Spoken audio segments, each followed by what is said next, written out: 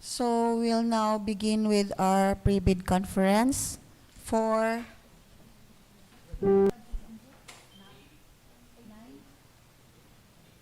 eight projects.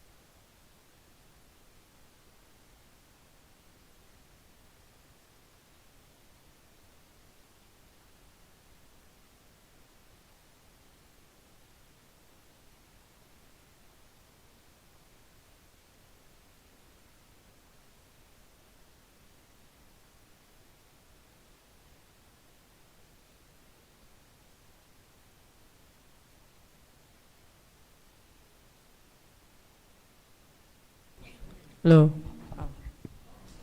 Uh, ah, Good afternoon, everyone. Back members. Good afternoon. Contract ID 25H80122. Contract name Convergence and Special Support Program Basic Infrastructure Program. Multipurpose buildings, facilities to support social services. Construction of multipurpose building Package B, Barangay Labangon, Cebu City. Project description, buildings, construction. ABC 4,950,000. Contract duration 4,950,000 pesos. And contract duration is 150 calendar days.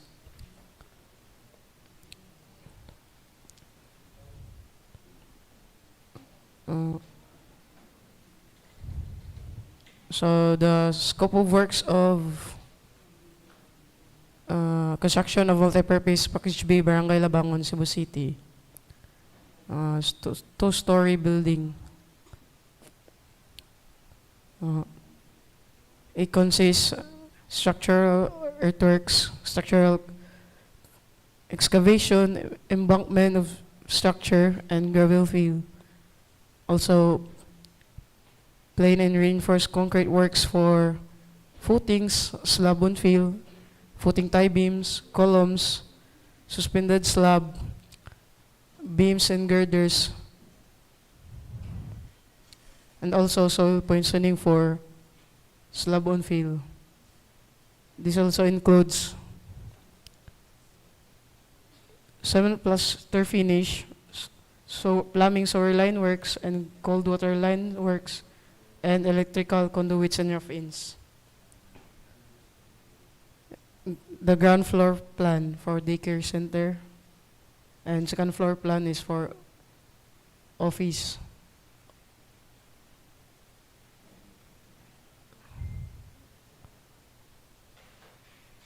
Ceiling plan, and this.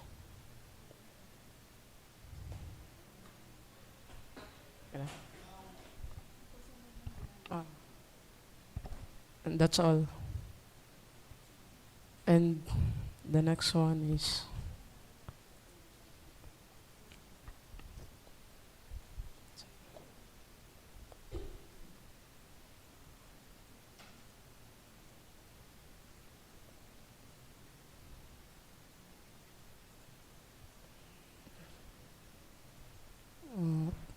Contract ID 25HH012123. Contract name Convergence and Special Support Program, Basic Infrastructure Program, Multi-Purpose Buildings, Facilities to Support Social Services. Construction completion of multi-purpose building, Barangay Binaliw, Cebu City, Cebu. Project description, buildings, construction.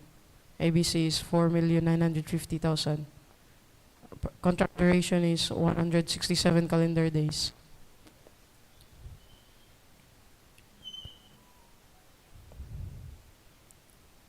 The site development plan and the vicinity map of Barangay Binaliw. The main scope of works of the project is structural excavation, embankment, and gravel fill for pipe culverts installation for about 64 meters, and trench drain, footings in slab fill, and columns for fire exit, installation of pedestal columns, and also fabricated materials, installation of doors and windows, and also installation of railings, and then painting works for masonry in concrete and solid wooden doors, and also installation of mechanical works, air conditioning units. This is the ground floor plan. So all windows and doors will be installed in ground floor and second floor plan, and also railings here and second floor and the staircase. And here, fire exit location will be also installed. This is the elevation. Okay. This is the fire exit installation.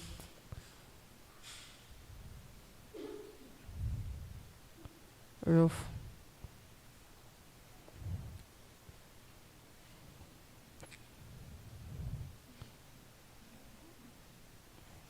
And that's all. Thank you.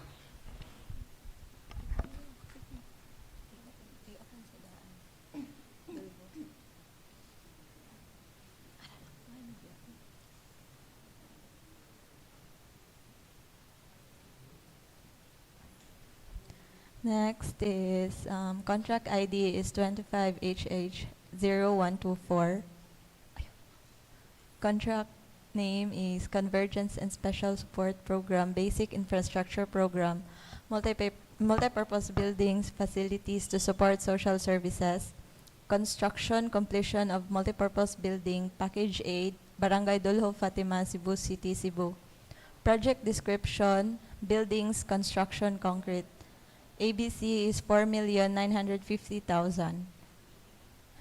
Contract duration is 150 calendar days.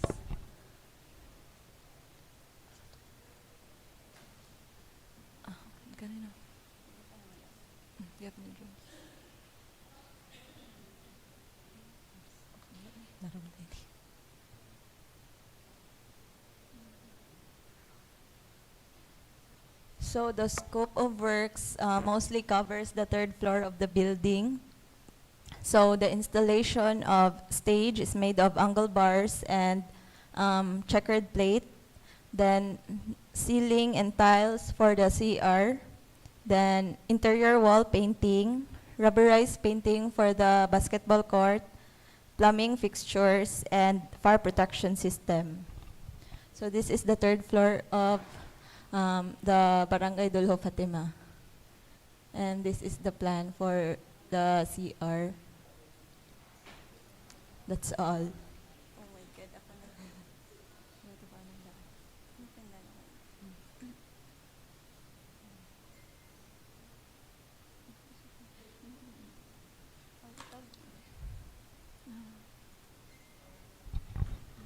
Hello.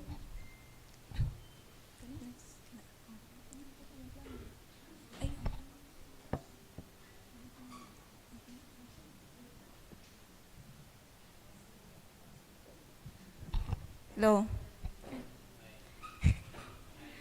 So let's proceed with contract ID 25HH0125 with contract name Local Program, National Building Program, Building and Other Structures, Multipurpose Buildings or Facilities, Construction, Completion of DPWH, Cebu City District Engineering Office Building, Cebu City.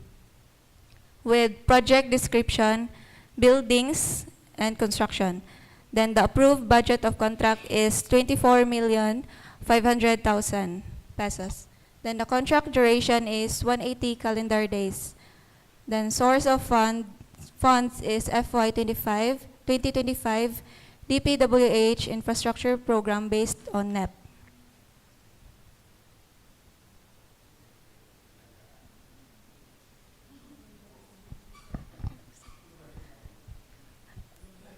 FY GAA 2025 rather. Then we have the plan for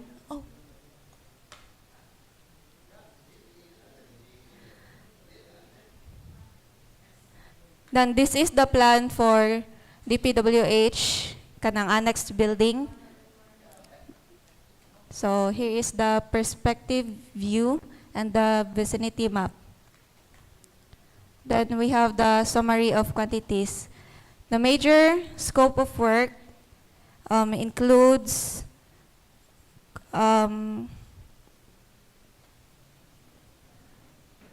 slab on fill on the extension, sa back portion sa ground floor. Then tiling works, and also upper roof deck slab on the roof deck. Then for the structural, we have glass wall partitions, tables, cubicles for workstations, then cabinetry for file storage, then also installation of doors and cladding on the exterior. Then also the installation of CCTV system. That's all.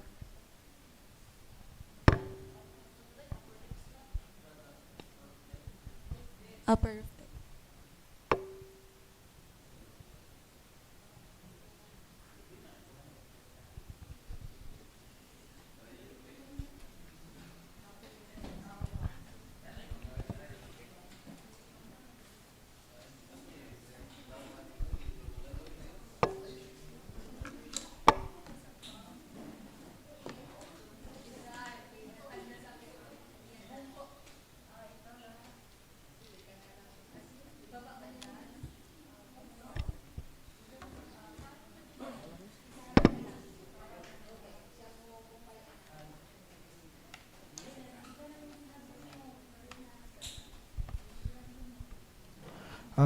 Good afternoon, everyone. For the next project, we have a road construction project. First road construction project in La Tresa Street with a contract ID of 25HH0126 with the contract name of Convergence and Special Support Program, Basic Infrastructure Program, BIP, access roads and or bridges from the national roads leading to major strategic public buildings, facilities, construction of La Tresa Street, with a project description of roads construction PCCP, with an approved budget of 4,950,000 with a contract duration of 72 calendar days. And this is based on GAA. So for the major scope of work, for a while. So, batch 12 no?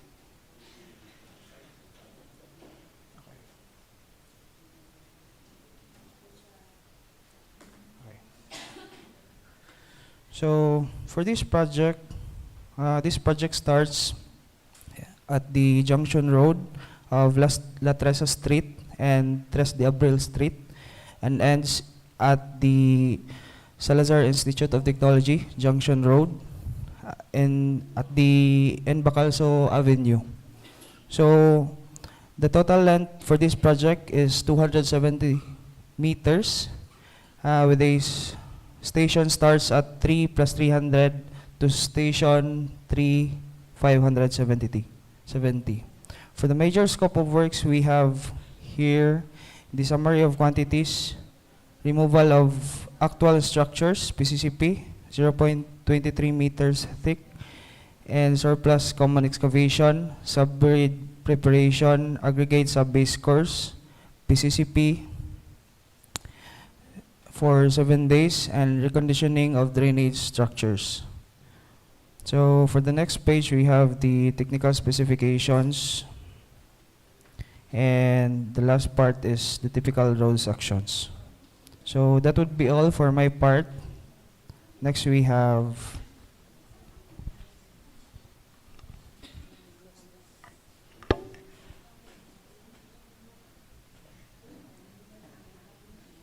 Good afternoon, everyone. For the next road project having the contract ID 25HH0127, Convergence and Special Support Program, Sustainable Infrastructure Projects Alleviating Gaps, or CPAG, access roads and or bridges from the national roads leading to major strategic public buildings, facilities, construction of road, Barangay Guba, Cebu City, Cebu, with an ABC of 14,700,000 and a contract duration of 139 days.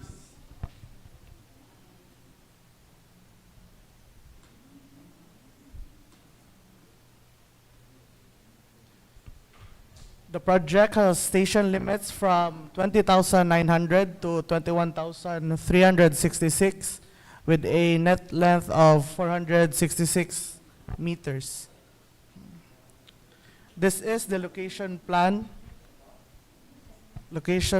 of the project, and the start coordinates are presented as well.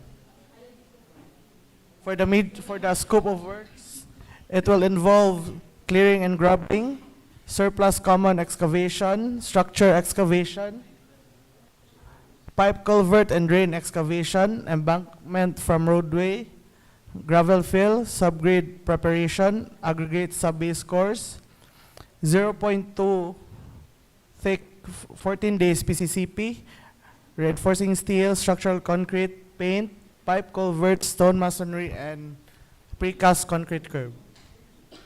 The following pages show the technical specifications.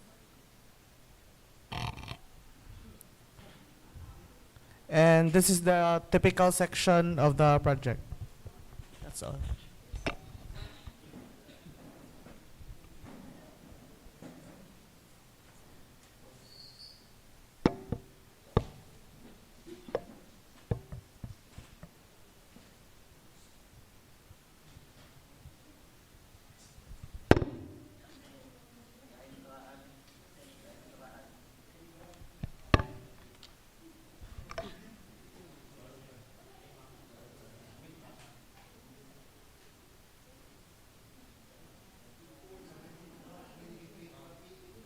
Good afternoon, everyone. I'm here to discuss the project with the contract ID 25HH0128. With contract name, Convergence and Special Support Program, Basic Infrastructure Program, BIP, access roads and or bridges from the national roads leading to major strategic public buildings or facilities, construction of J. Fortich Street to I. Limcaken Street, Cebu City, Cebu. Its project description is roads construction PCCP with an ABC of 17,820,000 pesos. And its contract duration is 157 calendar days, and its source of funds being FY 2025 DPWH Infrastructure Program based on NAP.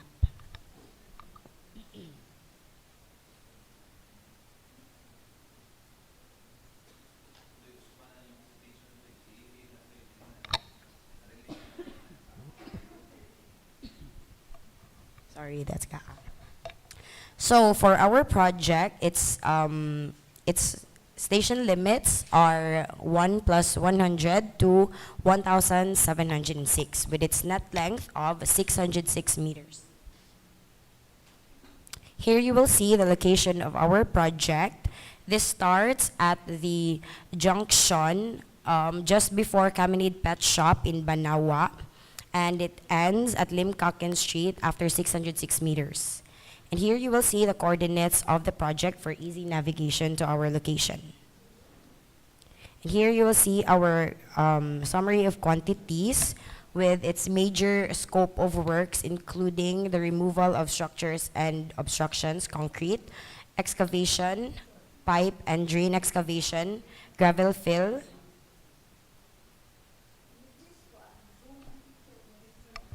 oh.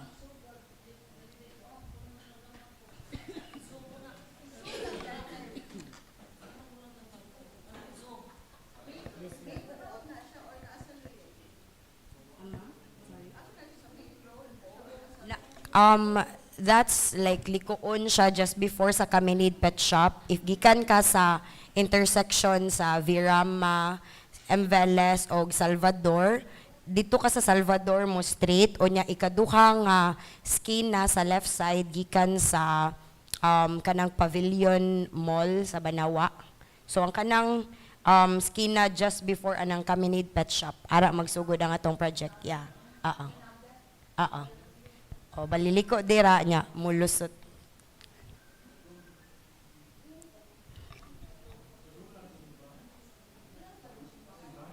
Yes, kanang sa may alliance, mo agi siya alliance, katong na mo naog niya, musaka.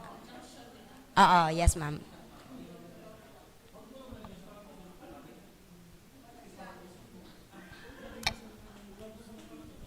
Okay, so for our summary of quantities, removal of concrete, excavation, pipe and drain excavation, gravel fill, subgrade preparation, aggregate sub-base course, PCCP 0.25 thick 7 days, reinforcing steel, structural concrete, concrete covers, reconditioning of drainage structures, curb and gutter, and sidewalk 100 millimeter thick.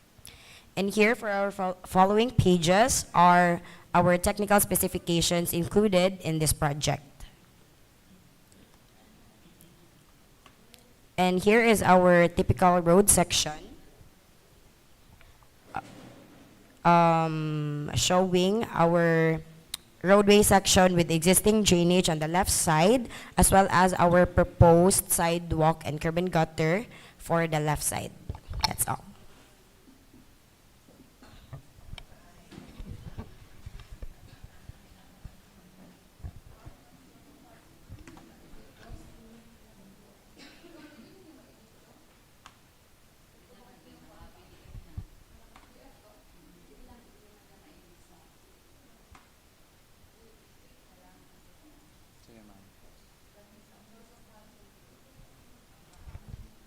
So the last project for the roads is with a contract ID of 25HH0129 with a contract name of 00001 Ensure Safe and Reliable National Road System Network Development Program, construction of bypass and diversion roads, Mambaling South Boulevard, Cebu City, with a project description of roads construction PCCP and approved budget of contract of 95,535,000 pesos and a contract duration of 303 calendar days.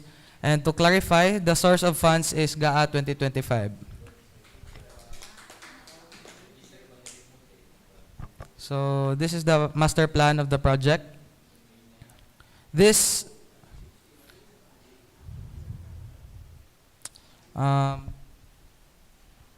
so for this project, it has a station limits of 0 to 360. This is the beginning of the project. Then in Vestil Street, 0 to 360. Then the second section will be 940 to 1090.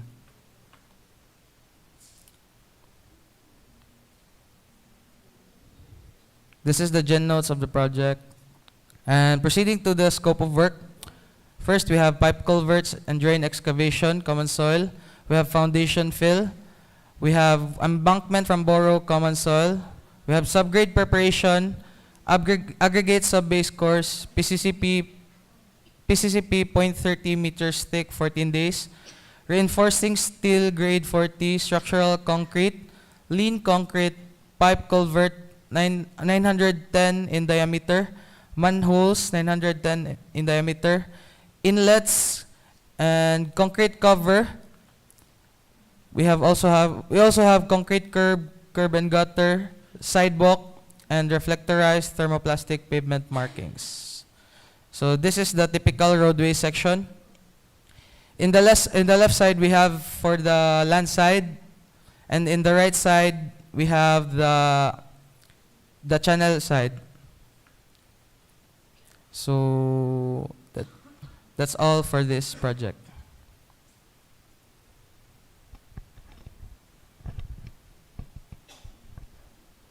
That's all projects for today's pre-bidding, ma'am.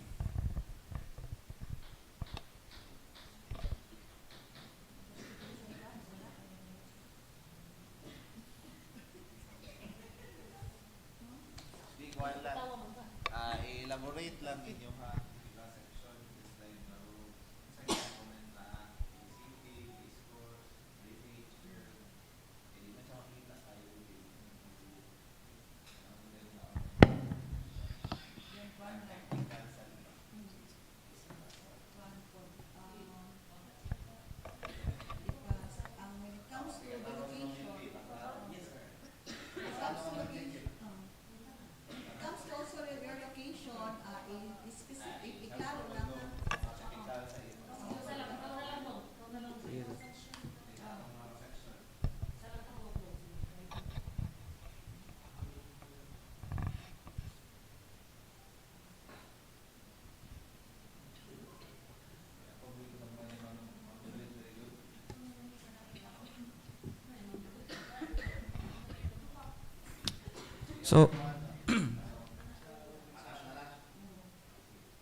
So sa kani sa left side, sir, sa land side ni siya. So as you can see, we have we can see the grouted riprap. It has its details here. Then we also, after the riprap, we have the fence. The typical details are also provided. Then we have the manholes. Then RCPC below. So this is the carriageway. We have 6.7 meters in length. Then the center island. Then, since this is a master plan, dili pa ma-include tanan ang scope of work for its typical. Divide lang siya for pila ka projects. Then, we have here the boardwalk. We have 15 meters in length. Sagol lang ni siya bike lane o gayang sidewalk. Then, as you can see, if maklaro ninyo, napod siya curb and gutter. Na siya curb and gutter. Narapod siya details sa plan. If kuhan gid ang sukod gid niya. Then, we also have the sheet pile sa channel nga side. Yeah, mo ni iyang nasa siya typical details. Then it also has RCPCs. So I hope it clarifies for the typical section of this project.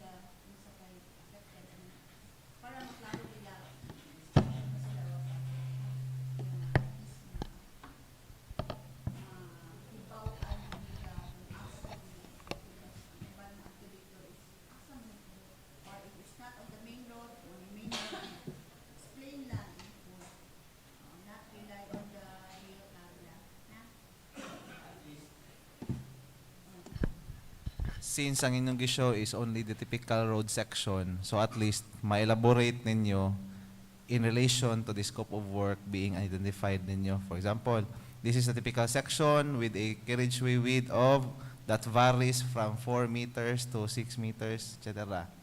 So, there is a side drain, consist mo niya ang atong item of work sa item 404 and 405, the reinforcing steel and structural concrete. Then, kani, beneath the PCCP is the sub-base course, which item 200 with a thickness of, at least ma-elaborate nyo kay typical section ramang gano'n yung ipakita. So, at least maklaro, asa dapita. No? Inyo i-relate sa katong scope of work ninyo ba? Yeah, emphasize ninyo katong mga project billboard, nga kuan, pila ka buok, safety and health, unsa importance, may ana ba? Ha?